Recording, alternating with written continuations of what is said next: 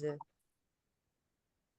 Doutor, se você quiser só se apresentar para os meninos também, que eu acho que nem todo mundo te conhece ainda.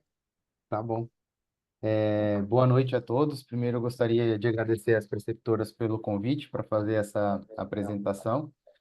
Meu nome é Tiago Reis, eu sou médico nefrologista, transplantador renal. Fiz residência de nefrologia na Unifesp, terminei em 2015. Depois, eu trabalhei 2 anos no Hospital do Rim, na parte do transplante especificamente. Depois, eu voltei para minha cidade natal, que é Brasília, e aí eu trabalhei com tudo lá, consultório, transplante, IRA, e foquei principalmente na parte de injúria renal aguda. E aí eu fiquei um tempo com o professor Cláudio Ronco, na Itália, em 2020, e depois voltei novamente em 2023.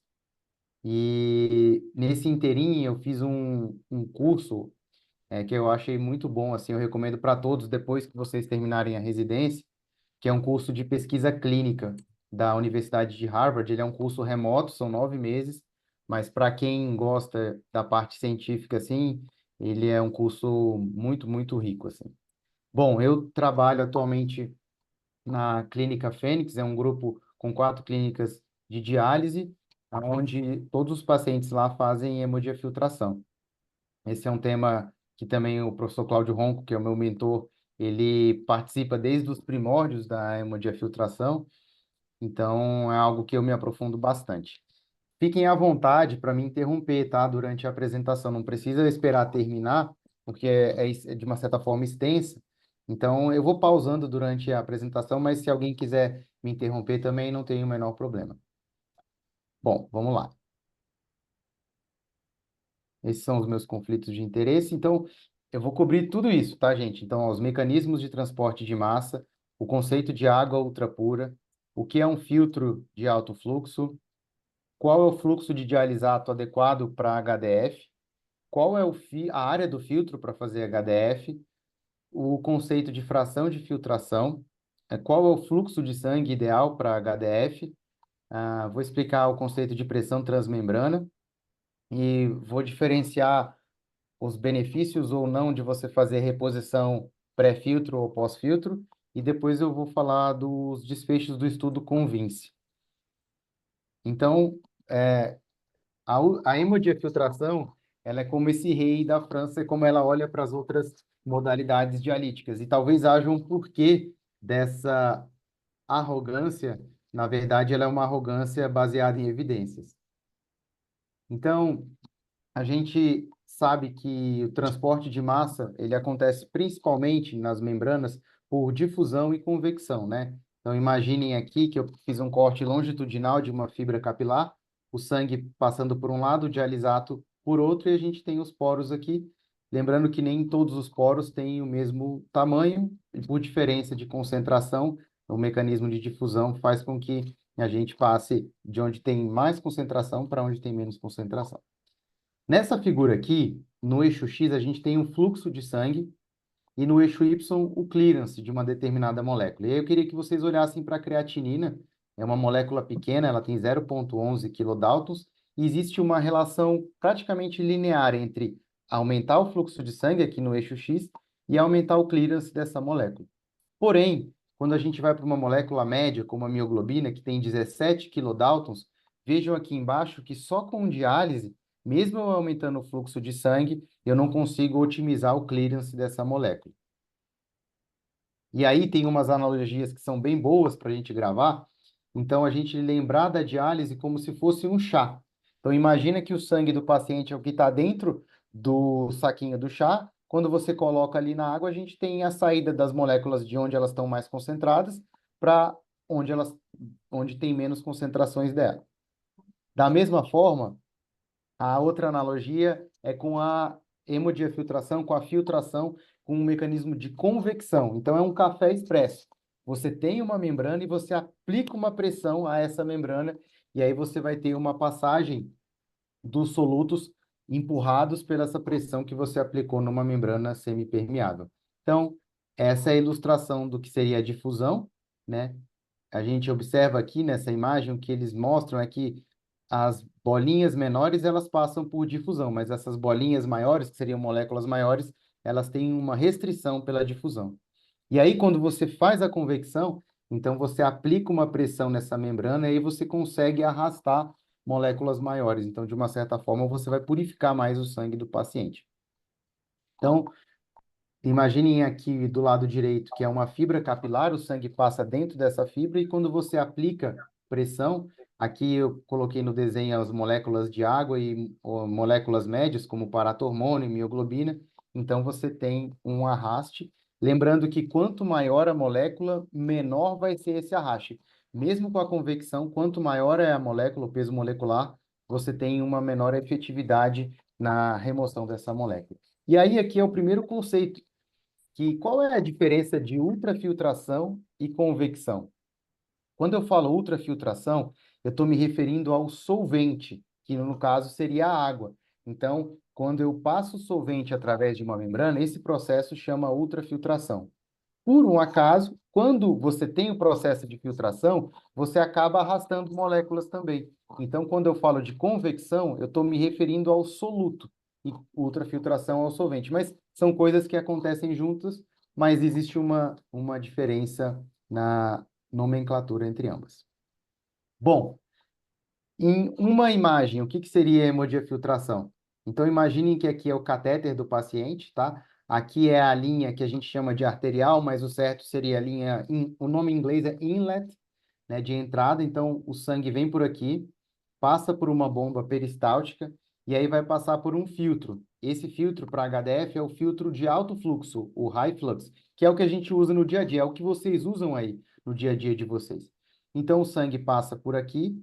A solução de diálise, ela vai passar em contracorrente, no sentido inverso aqui, e aí a máquina aplica uma pressão nesse sangue, de forma que a gente vai ter saída aqui do plasma e de moléculas que estão ali no plasma, só que aí, como eu vou estar retirando 95 ml por minuto ou mais, imagine, se eu tirar 95 ml por minuto de um paciente, em 4 horas eu vou tirar 23 litros. E aí, obviamente, que é impossível retirar 23 litros. Mas o que que acontece? Você, de fato, retira, porém, você faz a reposição de uma solução que é igual ao dialisato, que a máquina produziu. Por isso que chama online. Essa solução de dialisato é produzida em tempo real, como nas máquinas que vocês têm aí, e a mesma solução é a que vai ser a reposição para o paciente. Então, vejam que aqui, ó, entrando aqui no cata-bolhas, eu vou ter o que a gente chama de substituição ou reposição, e aí depois esse sangue volta para o paciente. Então, esse é o processo. Vejam que eu coloquei aqui, o ideal é que numa sessão de HDF eu faça a reposição de pelo menos 23 litros em 4 horas. Então, isso dá uma taxa de 95 ml por minuto. É necessário para fazer a hemodiafiltração a água ultrapura. E o que que é uma água ultrapura? Então, aqui é o sistema de tratamento de água, isso é padrão. Você tem a água que vem da rua, e aí ela vai passar por algumas etapas. Primeiro, pelo filtro de multimeios, o multimídia, para retirar partículas mesmo. Depois, você vai passar pelo abrandador, e aqui no abrandador você vai tirar a dureza da água, que são os íons de cálcio e magnésio. Depois você vai passar pelos carvões ativados. Então, nesses filtros aqui de carvão ativado, a gente vai remover o cloro e aí depois a osmose reversa. Idealmente, para fazer hemodiafiltração, você tem 2 osmoses reversas e aí depois essa água ultrapura, ela vai para o reservatório. Do reservatório, essa água vai ser bombeada e aí ela vai passar, então, pelo looping, que é o anel onde todas as máquinas são ligadas. E aí, então, ela vai passar pelo looping e vai voltar para o reservatório, e ela vai ficar recirculando aqui. O conceito de água ultrapura seria uma água que, quando ela sai do reservatório, ela já tem menos do que 0,1 unidades formadoras de colônia, e menos do que 0,03 unidades de endotoxina, tá? Quando a gente faz, de acordo com a nossa resolução da diretoria colegiada, da RDC, a gente não precisa desses parâmetros aqui. Para vocês terem uma ideia, a água para diálise, para hemodiálise considerada adequada, tem até no máximo 0,25 unidades de endotoxina. Então, aqui a gente está trabalhando com uma água que tem bem menos endotoxinas.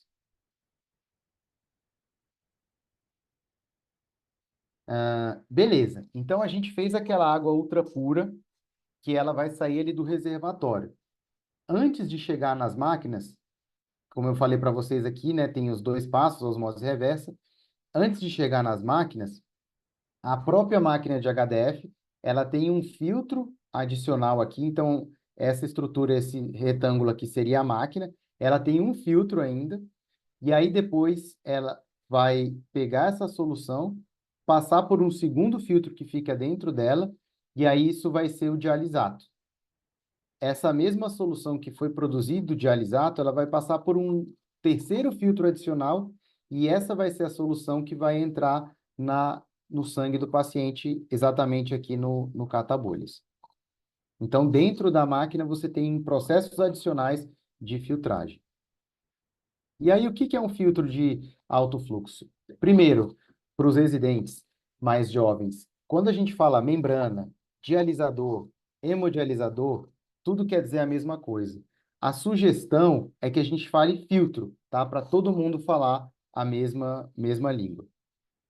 E aí, aqui é a representação, na verdade, a foto do filtro, né? Então, você tem aqui a entrada do sangue, a gente chamava isso de extremidade arterial, mas para não ficar confundindo com sangue arterial, venoso, até porque a gente só está trabalhando com sangue venoso, o nome adequado seria a entrada, o inlet.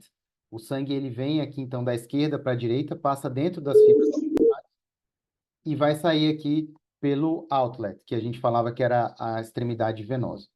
O dialisato, ele vai entrar por aqui, não vai ter contato com o sangue, porque o sangue está dentro das fibras, e vai sair por aqui no outlet. E quando ele sai, a gente chama isso de efluente. Ele é um dialisato que já foi utilizado, mais do que a gente está tirando de líquido de ultrafiltração daquele paciente, tá? Então, aqui é a representação. E se você pegar um filtro de diálise, eu recomendo vocês fazerem isso.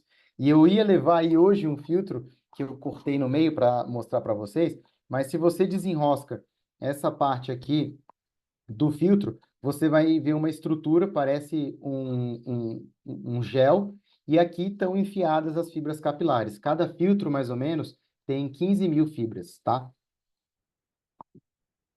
Aqui, se você pega e corta o filtro, você vai ver, então, aqui essas fibras capilares dessa forma.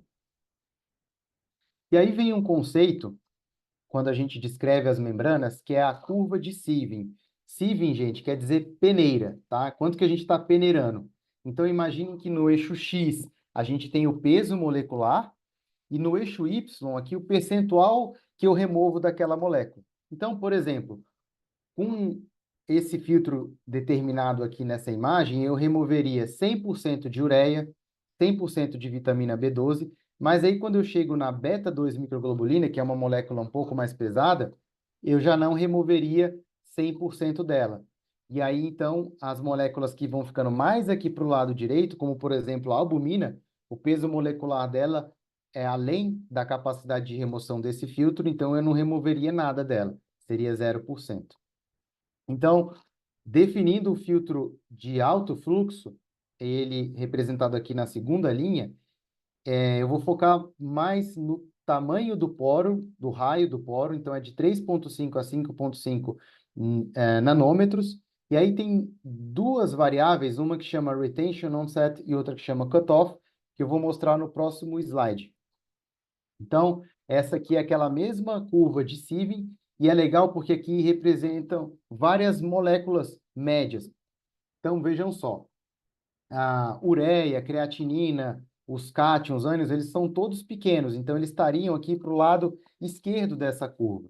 E aí o ponto onde eu começo a reter moléculas é chamado retention onset. Então, para um filtro high flux, o retention onset começa com as moléculas de 5 a 10 kilodaltons. Então, moléculas com esse peso ou maiores, eu já não removo 100%. E aí aqui tem vários exemplos de moléculas médias, ó, mioglobina, interleucina 1. Quanto mais pesadas são essas moléculas, o percentual de remoção, que estaria aqui na parte esquerda da imagem, no eixo Y, esse percentual vai reduzindo. Até que eu chego no ponto do cutoff, que para uma membrana high flux, o cutoff é de 25 a 35 kilodaltons. Quer dizer que moléculas mais pesadas, como por exemplo lipase, que tem 50 kilodaltons, eu praticamente não vou remover com um filtro high flux. E por que que é importante remover moléculas médias? Porque estão todas envolvidas no que a gente conhece como a síndrome urêmica. Então, a gente não sabe como, mas existe uma interação em moléculas individualmente que causam vários fenótipos da síndrome urêmica. E aí a gente agora vai fazer hemodiafiltração e eu preciso saber qual que é o meu fluxo adequado de dialisato. E é muito legal, gente, que todas essas informações que eu vou passar para vocês não são opiniões minhas, são baseadas em evidência. Mas antes de ir para essa parte, eu gostaria de saber se alguém quer tirar alguma dúvida.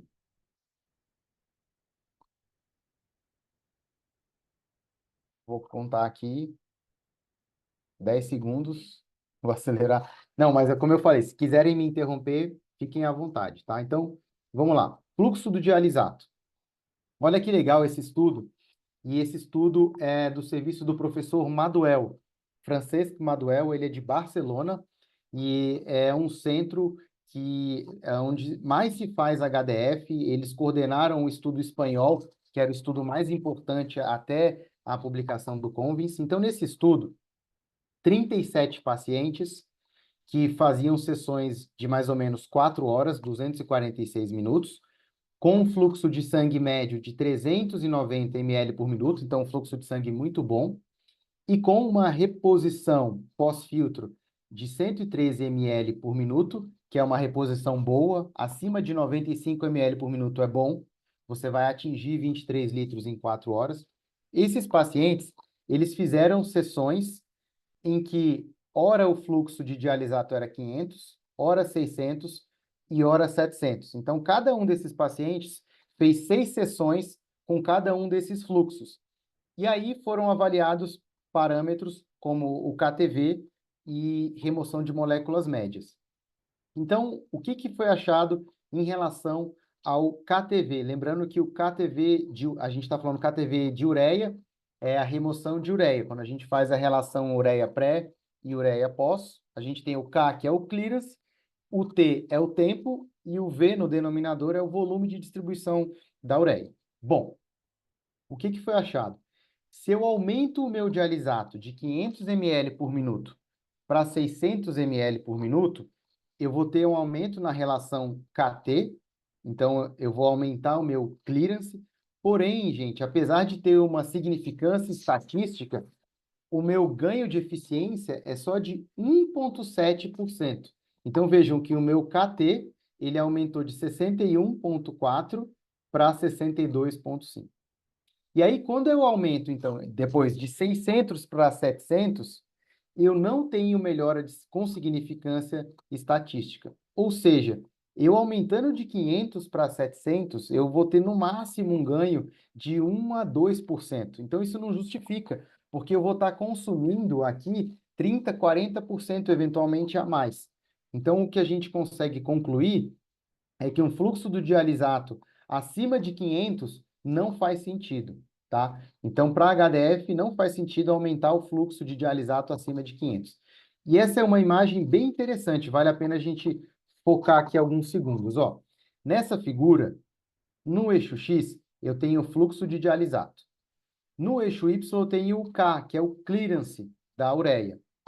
E cada uma dessas 4 curvas representa fluxos de sangue diferentes. Então, se você tem um paciente que tem um acesso que não é muito bom, que o fluxo de sangue dele é 300 ml por minuto, se o dialisato é 500 ou se o dialisato é 350, olha aqui abaixo, o meu clearance não vai mudar muito. Ó. Pega essa bolinha e joga aqui, pega essa outra e joga aqui. Agora, se eu tenho um paciente com fluxo de sangue muito bom, 450, se o meu fluxo, vou jogar aqui para cima, ó, se o meu fluxo de dialisato for 500, aí agora vamos aqui para a esquerda, eu vou ter um clearance de 350 ml por minuto. Se eu aumentar para 600, como vocês já sabiam, eu não vou ter um ganho muito grande. Olha só, vai vir daqui para cá da mesma forma. Então, existe essa relação entre o fluxo de alisato, o fluxo de sangue e o clearance de ureia. Se você tem um paciente que tem um fluxo de sangue baixo, muito provavelmente você vai conseguir trabalhar com fluxo de alisato baixo também, sem comprometer a eficácia da diálise. E as máquinas mais novas, como a da Fresenius, a 5008S, ela faz isso automaticamente. Então, se o paciente tem um fluxo de sangue baixo, ela vai reduzir o dialisato automaticamente para você não ficar desperdiçando o dialisato. Esses dados aqui são do estudo Convince, que a gente vai falar mais na frente. Então, o que eles demonstram aqui? Nessa primeira barra que está à esquerda, ele está demonstrando que no estudo Convince, você teve um volume de convecção, de substituição, de 25 litros, e você teve um gasto de 100 litros de dialisato, tá? Dando um total de 125 litros de solução ultrapura feitas por sessão. Nesse caso aqui, os pacientes estavam com uma convecção, uma substituição de 105 ml por minuto, ou mais ou menos 25 litros em 4 horas. Aqui, usando esse ajuste automático da máquina, que ela colocava assim, ó, o dialisato vai ser igual ao fluxo de sangue vezes 1,4, que eu estou destacando aqui embaixo. Então, o fluxo de sangue, o fluxo de dialisato aqui desses pacientes ficou em torno de 417 ml por minuto, e mesmo assim, o KTV foi muito bom, foi em torno de 1,7. E mesmo se eu reduzisse essa relação de dialisato para fluxo de sangue, então, se eu colocasse na proporção 1 para 1, se o fluxo de dialisato fosse igual ao fluxo de sangue, eu gastaria de dialisato só 308 ml por minuto, e mesmo assim eu ainda ia atingir um KTV adequado, tá? Então, se você trabalha com fluxo de sangue, o ideal é 400, 450, você não precisa de um dialisato acima de 450 ou de 500. Essa era a principal mensagem que eu queria passar para vocês. E é complicado, gente, porque em muitos serviços tem como, e principalmente nos Estados Unidos, eles têm como padronizado o fluxo de dialisato de 800. Isso não faz o menor sentido, tá? Bom, agora uma outra pergunta relevante. Qual é a área do filtro que eu preciso para fazer HDF da forma ideal? Então, agora um outro estudo, também do mesmo serviço do professor Maduel, em que 37 pacientes que já estavam em diálise, eles faziam sessões mais longas, tá? Então, é importante a gente avaliar isso quando a gente vai criticar os estudos da Espanha, porque são sessões de quase 5 horas. Vejam aqui, ó, 285 minutos. Esses pacientes tinham um fluxo de sangue médio de 413 ml por minuto, e o fluxo de dialisato ajustado nas máquinas de forma fixa para esse estudo era de 500 ml por minuto, tá?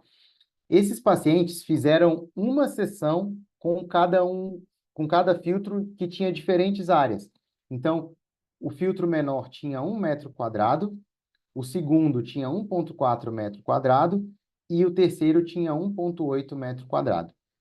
E aí, vocês vão ver que com esses filtros menores, que nem o de 1 metro quadrado, o meu volume convectivo foi menor também, 97 ml por minuto.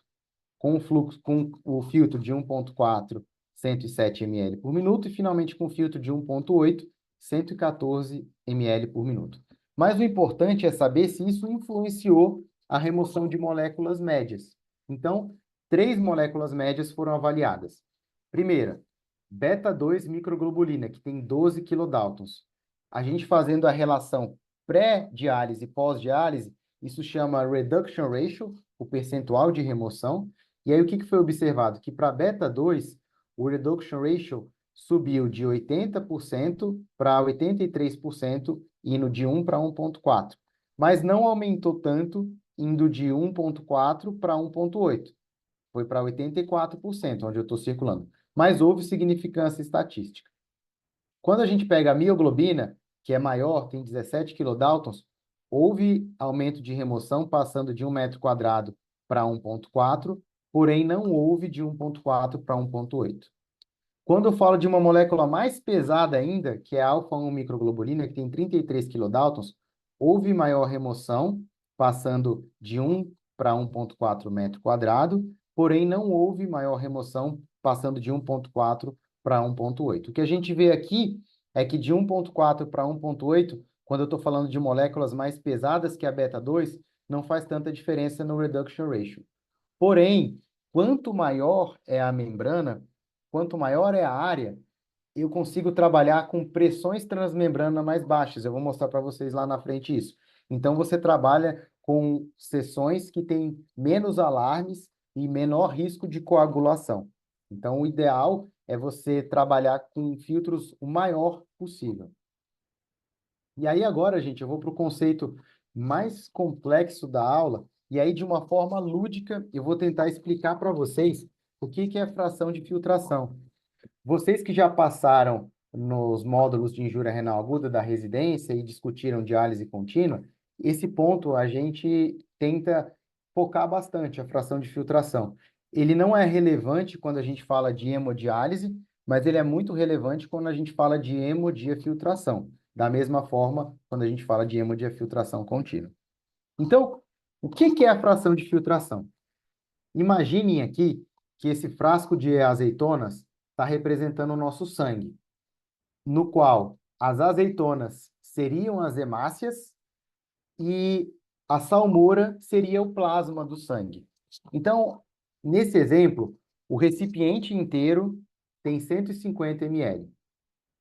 O volume de azeitonas, que são as células vermelhas, que é o hematócrito, é de 50, tá? Então, elas ocupam 50 ml. Então, se eu fosse ter o hematócrito aqui, seria 50 ml dividido por 150 ml, que é o volume total. Então, seria aqui do lado esquerdo demonstrando isso, ó. Seria 50 aqui embaixo dividido pelo volume total. O volume de plasma aqui representa 100 ml.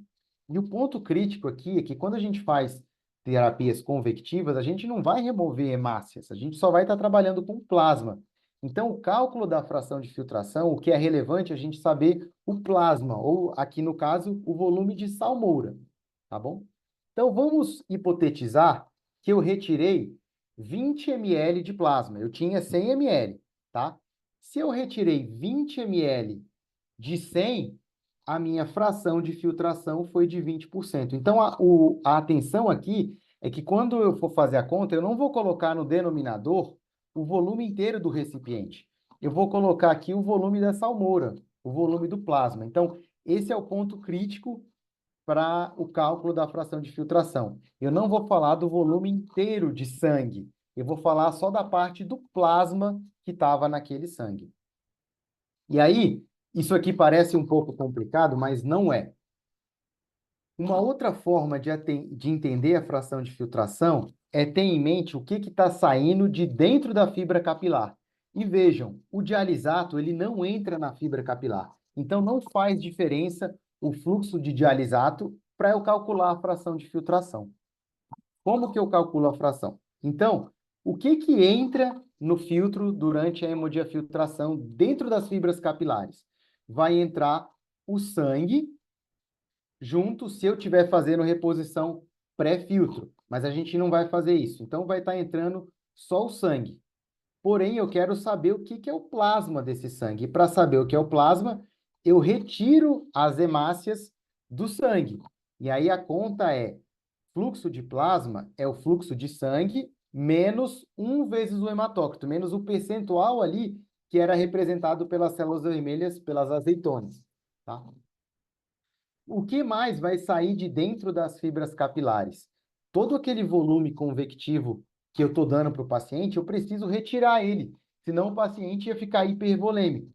Então, todo o volume de reposição ele vai sair durante a passagem do sangue pelo filtro. E, além disso, a ultrafiltração que eu programo do paciente. Então, se eu quero tirar 2 litros de líquido desse paciente, isso também vai sair de dentro da fibra capilar, tá? Então, essas coisas que saem, que é o que a gente chama de UF total, vão ser divididos pelo que entrou no filtro. Então, esse é o cálculo da fração de filtração. E agora vamos para os exemplos reais, para ficar mais fácil. É muito relevante falar, gente, que quanto maior é o meu fluxo de sangue, mais plasma vai estar entrando ali no filtro. Então, eu vou conseguir que as hemácias ali estejam mais diluídas na hora que eu for tirar o plasma de dentro daquele sangue. E quanto menos eu deixo aquele sangue viscoso, menor é a chance de coagular. Por isso que é ruim trabalhar com fluxo de sangue baixo, porque eu vou estar querendo retirar fluido daquele sangue, mas como tem pouco sangue ali, eu vou fazer aquele sangue ficar hemoconcentrado e aí aumenta o risco de coagular o filtro e aumenta o risco de aumentar muito a pressão transmembrana. Eu vou explicar isso para vocês. E aqui eu estou representando os tipos de agulha, tá? Então, para diálise, habitualmente a gente trabalha com agulha de gauge 16, 15 ou 14. No Brasil, a gente não tem de 14. O importante é saber que quanto menor é o gauge, maior é o diâmetro da agulha. E quanto maior é o diâmetro, menor é a resistência à passagem do fluxo de sangue. Eu consigo passar mais sangue numa agulha mais grossa, ou seja, numa agulha com um gauge menor.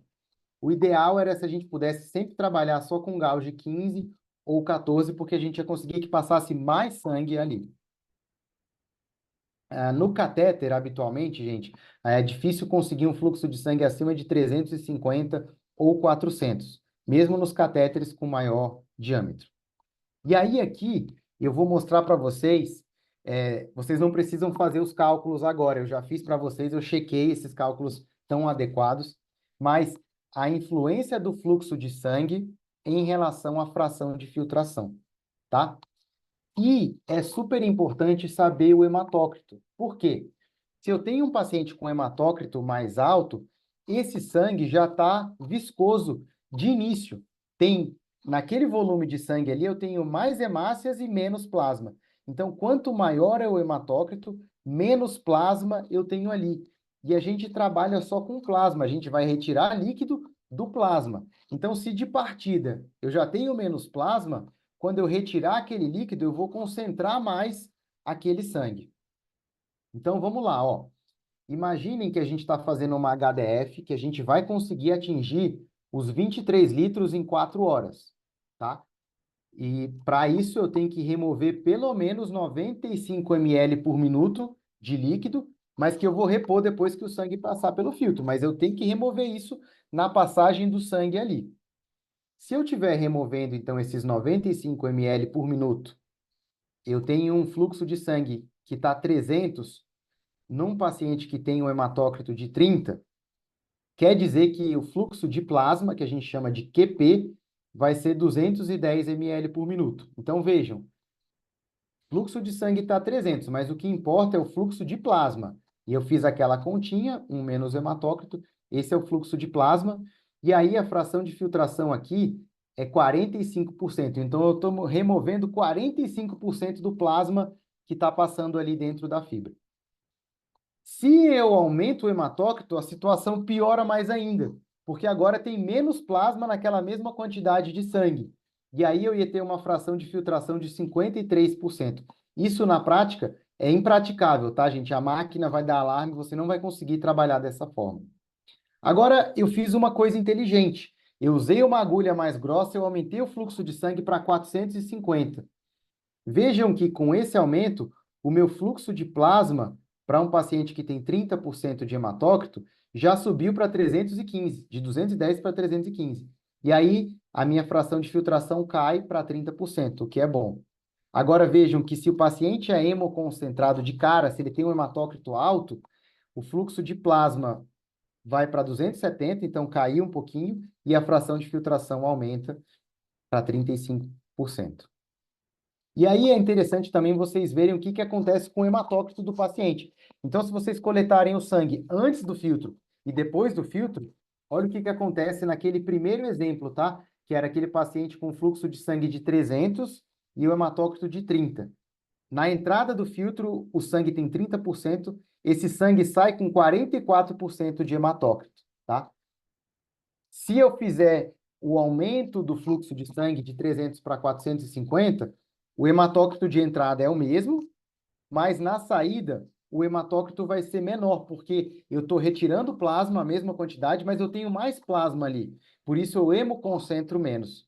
Por isso que é importante trabalhar com fluxo de sangue o maior possível. E aí, gente, um conceito que é interligado à fração de filtração é a pressão transmembrana, tá? A pressão transmembrana é a diferença de pressão que eu tenho de dentro da fibra capilar, o compartimento sanguíneo, versus a pressão no compartimento do dialisato, tá? Então, a continha é essa, eu faço uma média das pressões do sangue entrando, mais o sangue saindo, e divido por 2 para ter uma média da pressão ali dentro da fibra capilar, e aí eu vou fazer a diferença da pressão do dialisato que está em volta. Primeiro ponto, nessa imagem, eu estou mostrando para vocês o comportamento da pressão transmembrana durante uma sessão de hemodiálise. No eixo X eu tenho tempo, no eixo Y a pressão transmembrana. Vejam que, no passar do tempo, a minha pressão transmembrana ela fica estável com a diálise. Por quê? Porque não tem muita convecção ali. Quando eu faço hemodiafiltração, que eu vou ter convecção, eu vou aplicar propositalmente pressão naquela membrana, ao longo do tratamento, a minha pressão transmembrana vai aumentando. Porque eu estou aplicando pressão ali na membrana e eu vou ter depósito de proteínas que vão obstruir alguns poros, então isso vai fazer um aumento da pressão transmembrana.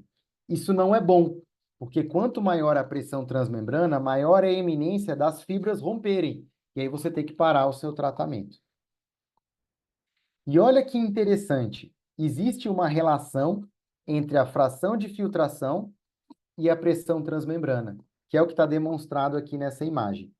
Nessa imagem, no eixo X, eu tenho fração de filtração. Por exemplo, aqui que está 0,05 quer dizer 5%, tá? Aqui que está 0,25, 25%. E aqui no eixo Y, eu tenho a pressão transmembrana. O sangue, gente, ele é um fluido não newtoniano, tem esse nome. Ele não se comporta da forma como um outro fluido, que são fluidos newtonianos, como, por exemplo, a água. Então, se eu fosse estimar o aumento de pressão transmembrana baseado na fração de filtração, seria essa linha tracejada, ia ter uma relação linear. Mas com o sangue não é assim. Então, quando eu chego numa fração de filtração acima de 20, 25%, o aumento da pressão transmembrana é exponencial. Por isso que eu falei para vocês que não dá para trabalhar, que nem voltando aqui, ó, com uma fração de filtração acima de 40%. Não é porque eu não quero, é porque isso faz aumentar muito a pressão transmembrana. Olha o que acontece, ó. Eu vou aumentando a fração de filtração aqui no eixo X e eu tenho um aumento exponencial da pressão transmembrana, então uma eminência de ruptura das fibras. Aí a máquina vai dar alarme, não vai deixar você seguir o tratamento. Uma outra relação que tem é entre a fração de filtração e a viscosidade do sangue.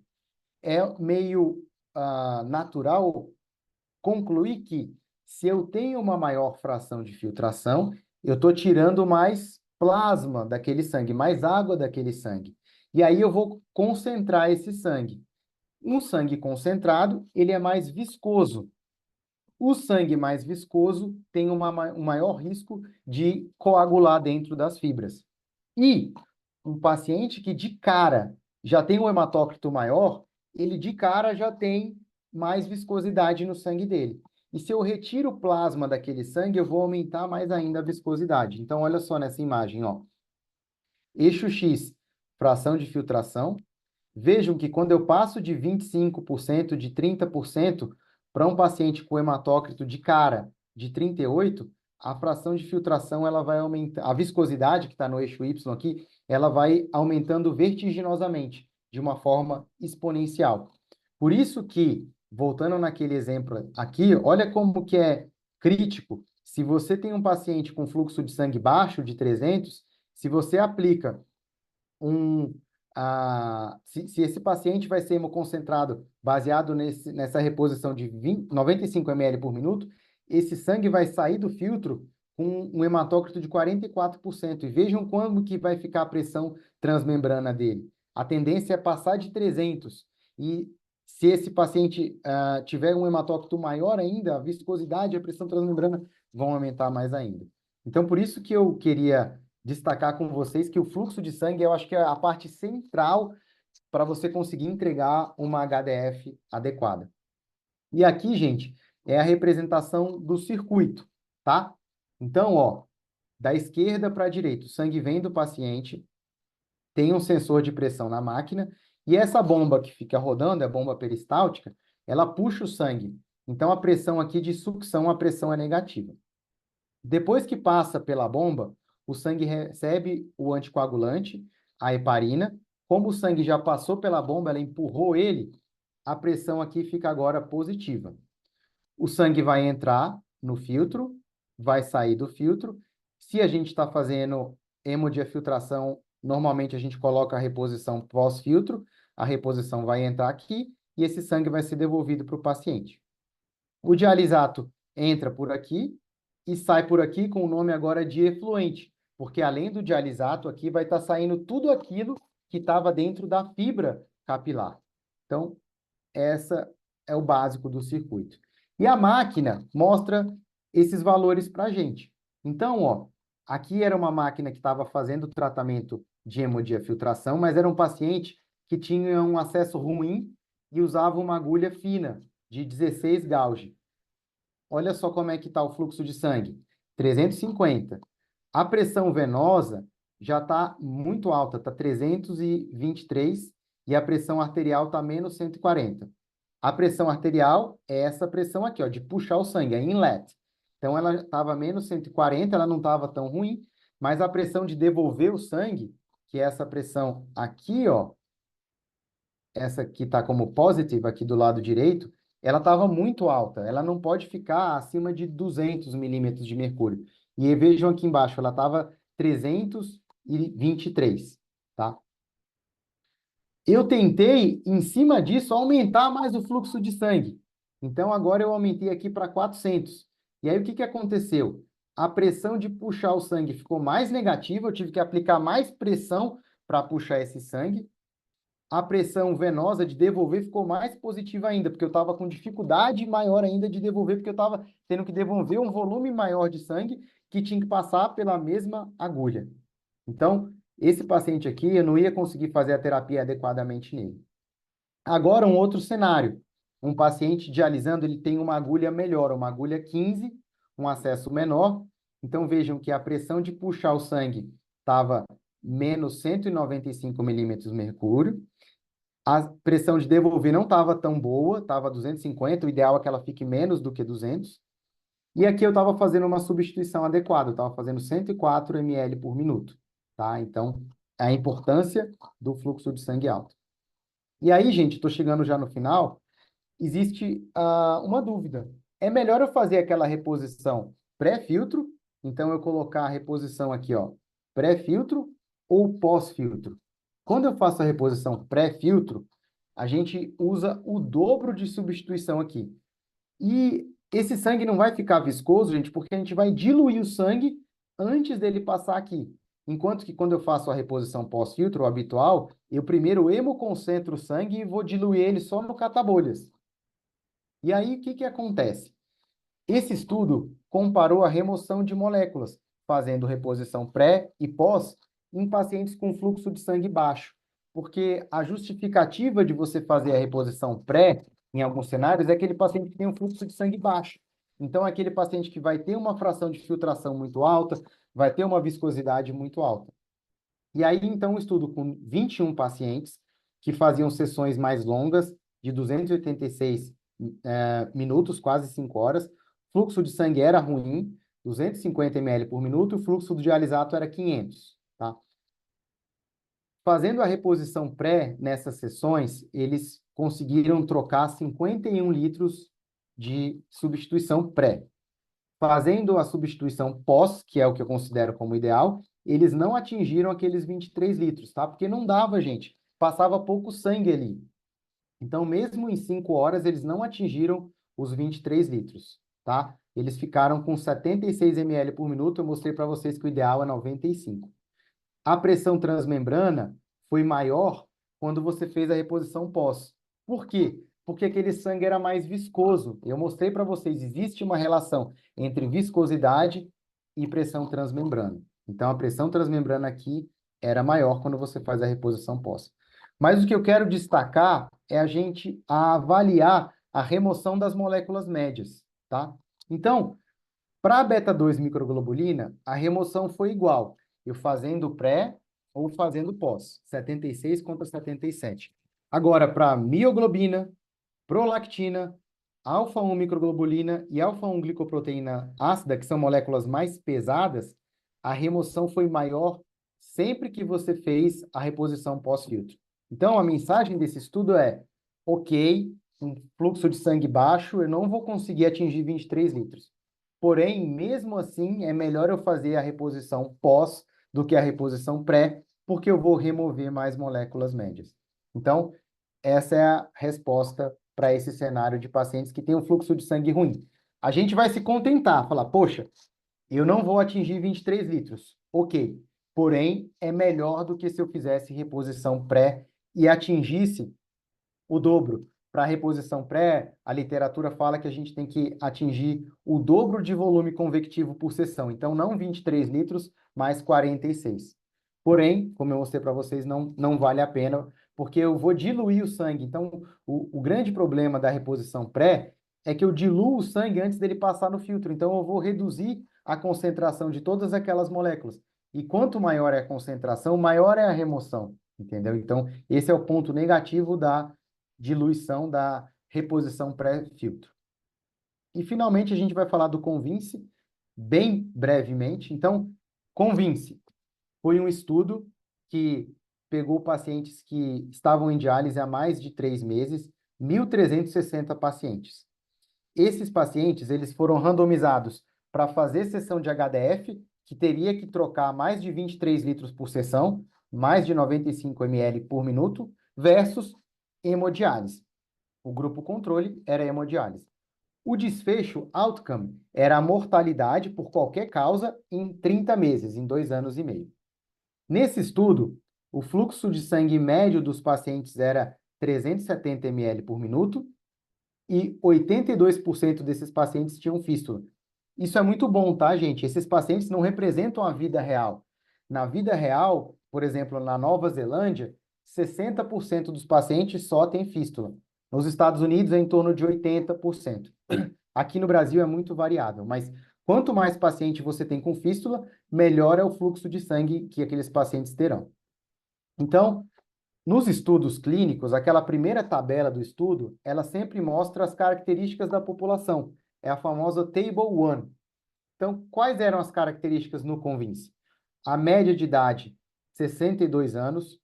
O tempo em diálise que aqueles pacientes já estavam, de 30 a 35 meses. Então, quase 3 anos de diálise para aqueles pacientes em média. Quando você somava fístula com enxerto, isso dava 87%. Então, fístula mais PTFE nessa amostra era muito bom, 87%. Isso nos dois grupos, tá, gente? Isso aqui é o baseline, juntando informações dos dois grupos que foram randomizados.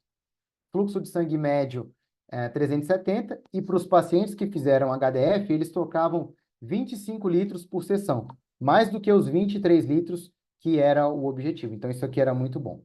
E aí, vamos direto para os resultados, tá? Então, no grupo que fez HDF, houve 118 mortes em 30 meses, e no que fez HD, 148. Ou seja, 17% de mortalidade no HDF versus 22% no HD. Isso em 30 meses, tá, gente? É importante ressaltar que o período de segmento foram 30 meses. E houve, então, uma diferença estatística. Você fazer HDF em 30 menos, houve menor mortalidade. Uma outra forma de interpretar esses dados é ver qual foi o percentual absoluto de redução na mortalidade. A gente sabe que houve 17% de redução relativa, mas houve uma redução de 4,6% de forma absoluta, tá? Isso quer dizer o quê? Que é o número necessário para tratar. A cada 22 pacientes que eu coloco em HDF, eu vou evitar uma morte, tá? Então, se você tem uma clínica com 100 pacientes, se você colocar esses 100 pacientes em HDF ao longo de 30 meses, você vai conseguir reduzir 5 óbitos aproximadamente. E aí, um exemplo que eu gosto de dar para sensibilizar as pessoas do impacto da HDF é que, nos Estados Unidos, eles têm atualmente 600 mil pacientes em diálise. Lá eles não fazem HDF, depois eu explico os motivos.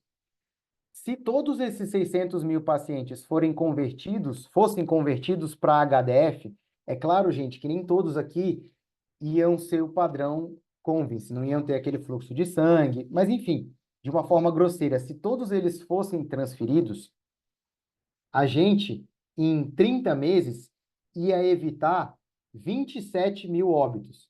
E aí a gente pega o número de óbitos que houve no 11 de setembro, isso seria 9 vezes a mais o número de vítimas do 11 de setembro. Então é algo muito impactante. Eu sei que a redução do risco absoluto é só 4%, mas numa análise macro, isso tem um impacto muito grande. O Brasil atualmente tem 157 mil pacientes em diálise. E aqui agora os dois últimos slides é para falar da análise dos desfechos de qualidade de vida. O termo em inglês usado hoje em dia é PROM, Patient Reported Outcome Measures. Então, são as medidas que os pacientes relatam, tá? No Convince, os pacientes em HD, nessas curvas aqui, estão representados com o vermelho, e o azul são os pacientes que fizeram HDF. O que a gente vê? No eixo X aqui é o tempo passando, tá, gente? Ao longo do tempo, seja fazendo HDF ou seja fazendo HD, a gente tem uma queda nos marcadores de função física, nos marcadores cognitivos e nos marcadores de saúde física em geral. Qual é a conclusão triste disso? Os nossos pacientes são crônicos. Eles têm uma tendência de piorar a despeito do que a gente faça. Entretanto, para essas três variáveis, quando você faz HDF, a queda delas é menor. E eu gosto muito de ressaltar aqui da capacidade cognitiva. Então, ao longo do tempo, o paciente em diálise, em geral, ele perde capacidade cognitiva. Porém, se ele estiver fazendo HDF, ele vai perder menos do que se ele estiver fazendo HD. Para outros desfechos, gente, como fadiga, disfunção de sono, distúrbio do sono, ansiedade, depressão, dor, associação, participação social e a saúde mental, não houve diferença. É triste a gente ver, gente, que independente do que a gente faça da modalidade, o paciente ao longo do tempo vai ter mais dor, vai ter menor participação social e vai ter uma pior saúde mental, tá?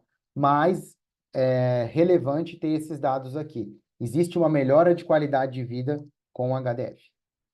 Gente, a aula foi muito longa, desculpa, mas vamos abrir para as perguntas agora e eu vou voltando nos slides para exemplificar os conceitos das perguntas.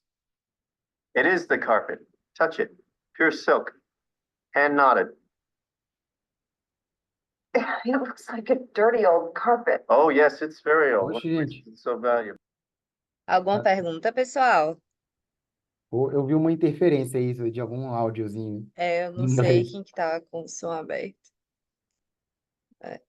Ó, a Juliana fez uma pergunta aqui no chat. Deixa eu só ver aqui, peraí. Ela falou se poderia dar um exemplo da prescrição de HDF na clínica, como que vocês costumam fazer. Eu já sabia que essa pergunta ia vir, e então, olha só. Aqui tá aquela imagem, né, gente? Então, é assim, ó. Agulha que eu vou usar. Uma agulha 14 a gente não tem no Brasil, tem muito mais na Europa. A agulha 15 a gente tem no Brasil. Então, tente funcionar o paciente com a agulha 15, tá? Vou tentar trabalhar com um fluxo de sangue de 450, que geralmente é o fluxo de sangue máximo para uma agulha 15. E eu desejo que a minha pressão da linha arterial, a pressão de puxar o sangue, ela não seja menor do que menos 200. Porque se ela está menor do que isso, se ela está menos 300, eu estou tendo muita dificuldade de puxar o sangue daquele acesso, tá? Beleza. Reposição pré-filtro eu vou fazer? Não. Mostrei para vocês que quando a gente faz HDF pré, a gente perde eficiência. Então, 0 de reposição pré-filtro. Eu faço anticoagulação com heparina, então a dose de heparina não fracionada é de 75 a 100 unidades internacionais por quilograma de peso. Aí, beleza, aquele sangue vai entrar no filtro. Eu vou querer um filtro grande. Então, os maiores filtros que a gente tem no nosso país, no mundo mesmo, tem 2,3 metros quadrados. Então, quanto maior o filtro, além de eu remover mais moléculas médias, eu vou ter pressões transmembrana menores, porque eu tenho uma área maior para, entre aspas, diluir essa pressão que é aplicada na membrana. Então, eu vou ter um filtro, preciso de um filtro grande. Pressão transmembrana. Eu desejo que a pressão transmembrana seja menor do que 350, porque quanto maior é a pressão transmembrana, maior é o risco da fibra romper, e a máquina, geralmente, ela para o tratamento se você ajusta ali a pressão transmembrana como segurança para não poder passar de 350 a 400. Beleza. Minha reposição pós-filtro. Eu quero atingir pelo menos 23 litros em 4 horas. Então, eu tenho que estar com pelo menos 95 ml por minuto de reposição. E eu quero que a minha reposição, minha pressão na via venosa, na via de saída, outlet, seja menor do que mais 200. Se eu estou tendo muita dificuldade de devolver o sangue, eu vou aumentar a pressão transmembrana da mesma maneira. Então, gente, imagina a pressão transmembrana como uma mangueira que você está jogando água. Se eu aperto aqui a mangueira, eu dificulto a pressão, a passagem do fluxo, porque eu criei uma resistência ali, isso vai aumentar a pressão para trás, a pressão a montante. E aí, se eu tenho mais pressão dentro da fibra que está passando no sangue aqui, eu aumento a minha pressão transmembrana. Então, um acesso ruim, que você tem que botar muita pressão para devolver o sangue, isso vai se refletir atrás na fibra capilar com um aumento de pressão transmembrana. Então, se vocês derem um print aqui nessa imagem, esse aqui seria o nosso objetivo de prescrição de HDF. Muitas vezes não é possível. Muitas vezes o paciente ele não tem um fluxo de sangue tão bom, não tem um acesso tão bom, então mesmo com fluxo de sangue bom, às vezes as pressões arterial e venosa do acesso aumentam. E o último ponto aqui embaixo, o efluente, na verdade, a UF que eu coloquei aqui, gente, essa é o F efetiva, quanto de líquido que eu estou tirando do paciente, diferença do peso pré e pós. E aí o ideal é que não seja acima de 13 ml por quilograma por hora.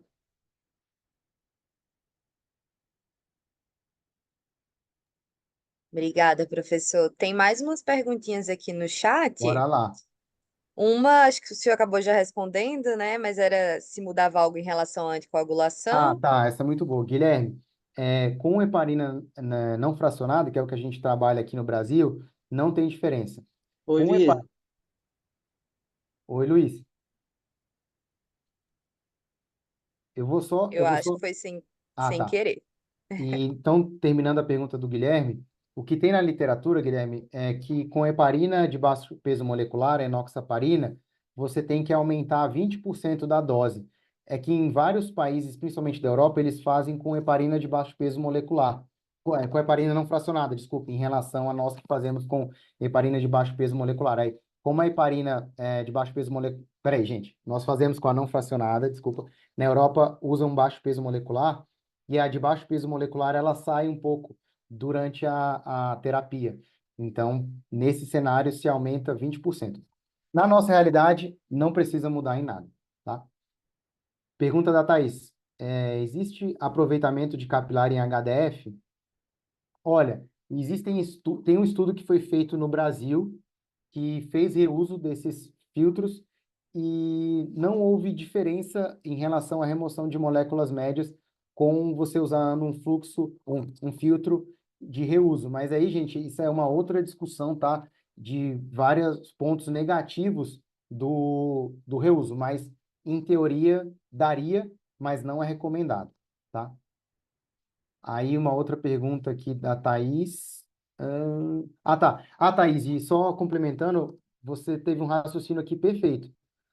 Quanto mais sessões a gente usa do filtro, com o reuso, mais fibras se colabam e mais depósito de proteína a gente tem ali.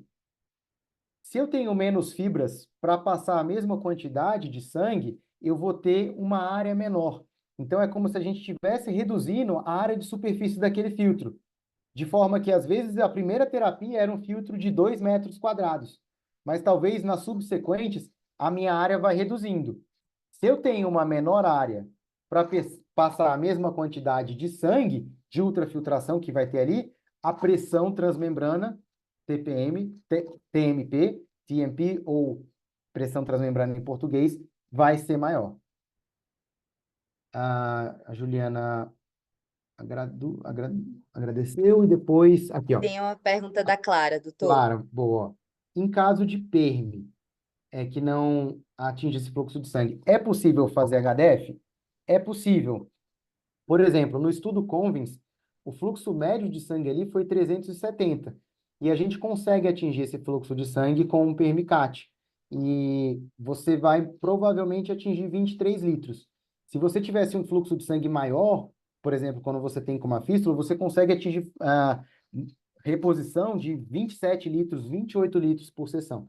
Mas é possível, sim, atingir, fazer HDF bem feito, atingir 23 litros com PERMICAT. Aí, gente, falando, eu não cobri esse ponto porque não ia dar tempo, mas os PERMICATs habitualmente, idealmente, eles têm um diâmetro de 15 French, tá? Quando a gente fala de French, quanto menor o French, mais fino é o catéter. É diferente do gauge. O gauge é inversamente. Quanto maior é o gauge, mais fina é a agulha. O French é diferente. Quanto maior o French, maior é o diâmetro do catéter, tá? Então, o ideal é um catéter 15 French. O catéter que vocês passam aí no agudos, normalmente ele é um catéter mais fino. Ele tem 11,5 French, 12 French. Tá? Luísa. Tá, muito bom. Se a gente pode fazer HDF quando o paciente tem contraindicação à heparina. Bom, Luísa, se a gente estiver querendo fazer HDF do jeito que eu mostrei aqui, tem uma chance muito alta de coagular numa sessão sem heparina. Até o ano passado, no Brasil, a gente tinha o Fonda Parinux, mas agora o Fonda Parinux não tem no mercado. Então, eu tinha um paciente que não tinha alergia à heparina, ele usava Fonda Parinux. O que dá para fazer atualmente com esses pacientes? Você pode pedir para ele tomar um anticoagulante oral, não varfarina, mas um antagonista do fator 10A, tipo a apixabana ou rivaroxabana, mais ou menos 4 horas antes da sessão, porque aí ele vai ser absorvido e o pico de ação dele vai ser durante a sessão. De forma que esse paciente ele vai estar anticoagulado, mas não a vida dele, ele não precisa ficar tomando todo dia o anticoagulante oral, mas só ali nos dias da diálise, tá? Se por algum motivo ele vai fazer uma cirurgia ou está com sangramento ativo, ou enfim, teve uma hematêmese que está sendo investigada, enfim, se você não pode usar nada de anticoagulante, o ideal é não fazer HDF, porque quando você faz HDF, a chance de coagular é maior do que quando você faz HD. Mesmo sendo HDF pré, que você dilui o sangue, mas você aplica pressão transmembrana ali para ter a convecção e você tem depósito de proteínas e isso aumenta o risco de coagulação. Então, num paciente que não pode usar a heparina, para reduzir a chance de coagular, a modalidade com maior chance de sucesso seria a hemodiálise mesmo. Doutor, e aí no segmento desses pacientes, o senhor, mensal, né? O senhor faz o KTV habitual para avaliar a parte de diálise e avalia fluxo convectivo? É tipo isso? Isso, Nos exames mensais? Como que é isso. esse segmento aí? Então, assim, né? A gente tem que tentar ter indicadores de tudo que a gente faz, né? Então, a gente tem que tabular o KTV de todos os pacientes, o potássio de todos os pacientes e o volume convectivo de todos os pacientes. Atualmente, onde eu trabalho, a gente colocou de uma forma arbitrária que a nossa meta é que pelo menos 80% dos pacientes atinjam os 23 litros por sessão. A gente colocou 69 litros por semana, tá, gente? Que vezes Tá. 3 daria como se eu estivesse fazendo 23 litros por sessão. Então, é porque não dá para a gente imaginar que a gente vai atingir os resultados do Convince em todos os pacientes. A gente tem pacientes com dificuldade de acesso, como é a vida real aí de vocês. Então, a gente colocou essa métrica. seria muito legal que houvesse na literatura algum tipo de KTV, que a gente fala KTV, mas a gente tinha que falar KTV ureia, porque a gente está falando do Uhum, volume de distribuição da ureia. Se a gente tivesse um KTV de moléculas médias, então um sim. KTV de beta-2 microglobulina, um KTV de mioglobina, mas a gente não tem isso hoje em dia. Então, é caro também medir pré e pós de beta-2, de mioglobina, de prolactina, que é uma outra molécula média. Então, hoje em dia, o que a gente tem de forma concreta é só medir o volume convectivo. Aí, digamos assim, poxa, veio ruim. O que eu tenho que fazer agora? Isso que importa. O que você vai fazer? Então, Uhum, eu posso mandar aquele paciente para passar no vascular, porque mesmo com fluxo de sangue de 400, a pressão de retorno, a pressão venosa está muito alta. Então, eu vou inferir que tem alguma dificuldade do sangue retornar. Uma outra coisa que eu posso fazer, poxa, não estou atingindo o volume convectivo, mas aquele paciente está com uma hemoglobina de 14, ele vai estar com um hematócrito de 42. Será que eu não estou dando muita alfa-poetina para ele? E esse paciente com maior hematócrito, vocês já sabem, o sangue dele é mais viscoso, ele tem uma maior pressão transmembrana, e aí a máquina vai começar a dar alarmes, e aí você não vai conseguir fazer aquela convecção que você quer de 95 ml por minuto. Então, eu abro o olho para essa situação do paciente com eritrocitose. E é legal, gente, na máquina da Fresenius, porque a gente sabe que ao longo do tratamento, como a gente está tirando o líquido do paciente, ele se hemoconcentra naturalmente. Na máquina que faz esse ajuste automático, que nem da Fresenius, geralmente esse paciente começa com uma dose de convecção, um volume de reposição de 120 ml por minuto, e ao longo das 4 horas isso vai caindo. Por quê? Porque o sangue vai ficando mais viscoso e a pressão transmembrana vai ficando maior, e aí a máquina, ela reduz automaticamente o volume convectivo para não ficar aumentando muito a minha pressão transmembrana. perfeito. Doutor, e só para completar, e na sua experiência, assim, o senhor vê diferença na qualidade de vida, na disposição, no manejo da anemia, assim, é uma coisa que o senhor que trabalha com isso acha que é palpável ou ainda é algo meio abstrato? O Tá? que que o senhor acha? Eu, eu não gosto de falar das minhas opiniões, eu gosto de falar das evidências. Mas eu sou um ser humano também e a gente ouve os relatos dos pacientes, né? Que são muito enviesados, tá, gente? Só de você colocar uma máquina nova ali, vai ter um monte de paciente que vai falar que está tudo melhor, mesmo que ele continue fazendo HD. O primeiro ponto, o professor Maduel, lá de Barcelona, ele é muito categórico de falar, não tem paciente que não possa fazer HDF. Em alguns lugares, as pessoas falam, esse paciente ele fica mal durante a HDF, ele se sente mal. Muitas vezes é a reação de passagem do sangue pelo filtro, pelos capilares. E às vezes você trocando o filtro, trocando a marca, isso não acontece, tá? Certo. Um outro ponto, às vezes o paciente ele estava fazendo HD em reuso, então ele estava, entre aspas, não estava tão bem dialisado, e se você colocar direto esse paciente em HDF, você vai otimizar muito a diálise dele, você vai estar promovendo uma síndrome de desequilíbrio naquelas primeiras sessões, e geralmente a queixa do paciente é de cefaleia, náusea, mal-estar, então tem essas situações peculiares, tá? Mas eu gosto de reiterar, o professor é categórico, o professor Manuel, não existe contraindicação HDF. Beleza.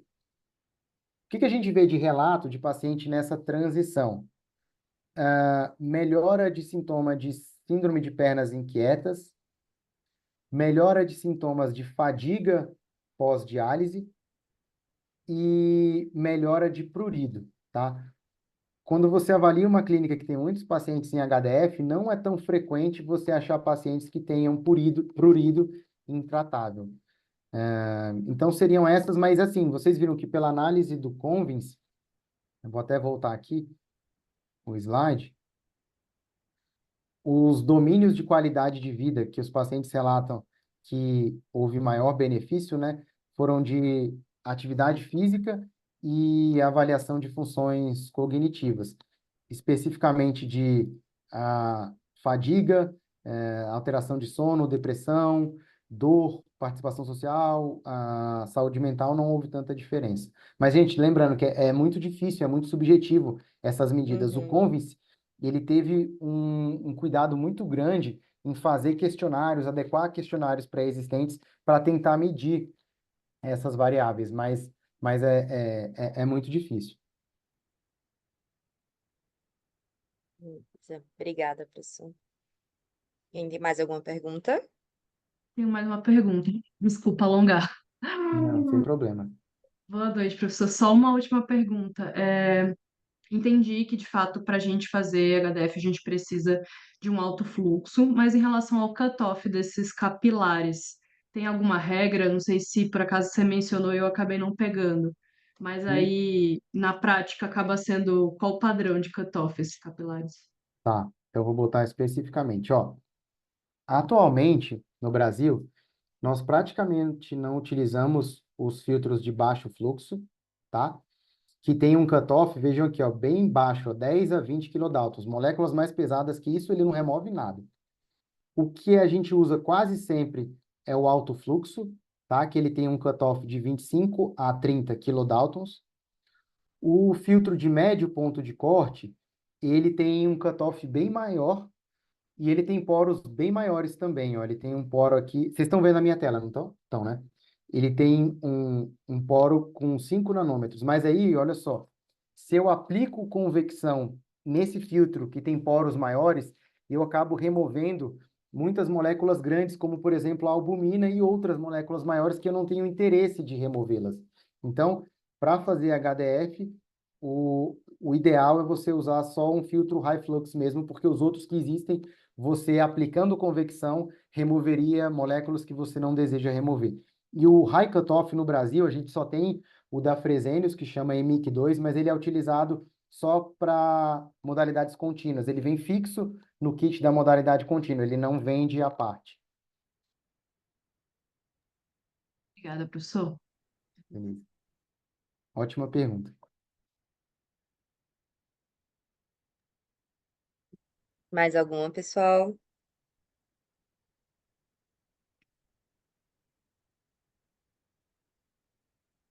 Acho que é isso, então, professor. Muito obrigada mais uma vez pela disponibilidade, pela aula maravilhosa. Foi ótimo. E espero que a gente se encontre aí mais vezes ainda, tá bom? Eu vou botar aqui o meu e-mail, gente. Se vocês quiserem me perguntar qualquer coisa, eu estou 100% à disposição. E essas aqui são algumas mídias sociais que eu publico algumas coisas legais de nefrologia. Perfeito. Tchau, gente. Obrigada, viu, doutor? Obrigado Tchau, pelo tchau. convite. Até logo. Tchau.